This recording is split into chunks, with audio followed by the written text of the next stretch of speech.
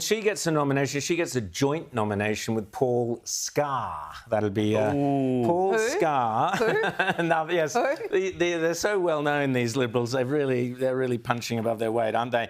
He's the opposition. He's Susan Lay's immigration spokesman, who also had a crack at Andrew Hastie. This seems to be the flavour of the month, saying that and kind of it was taken that.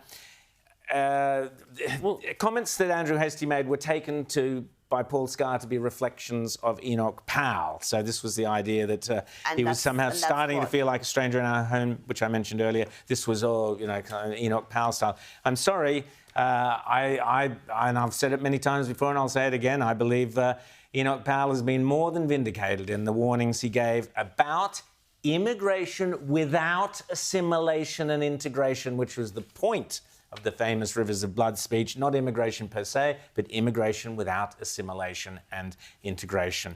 And Andrew Hastie is saying the same thing. So I'm afraid, Mr. Scar, you get a joint wally with the two people nobody's ever heard of. I'm sorry. It has to be the dean. I think, Paul Scar, absolutely. I think Rita's got another. Rita's got another one. No. I just wanted to on Scar, just part of this speech, because this is what they do. Yeah.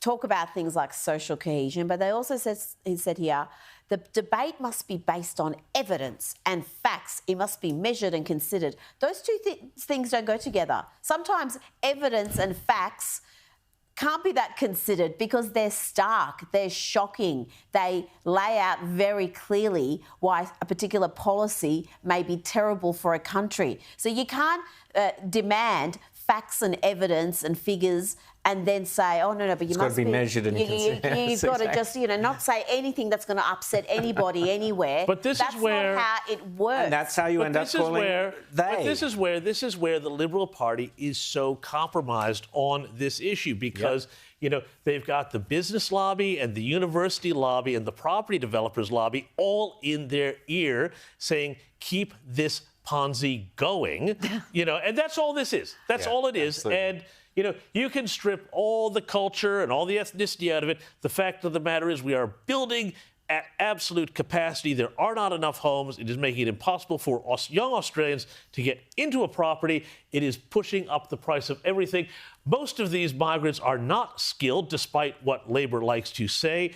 Most of those who are here on student visas are not studying at, sandstone universities. There is an easy lay-down misère economic case to make radical cuts for at least 5 years to immigration. Paul Scar is not the man to prosecute this. He hasn't said anything even about the 100,000 people who are here illegally, having been denied all of their claims for refugee and asylum. I'm sorry, I think that, they are not ready to have an actual debate about facts and figures and evidence by the unhinged, hysterical reaction to Senator Price talking about Indian migrants and the evidence that Kosamaris mentioned about the proportion of the Labor. But this is why they treated that as some sort of a race crime, as some sort of racist commentary, when she was just repeating what a Labor pollster and it was an had attack on the Labor Party. It wasn't an attack on Indians, it was an attack on the Labor Party. And just to prove my point before about why it was important to look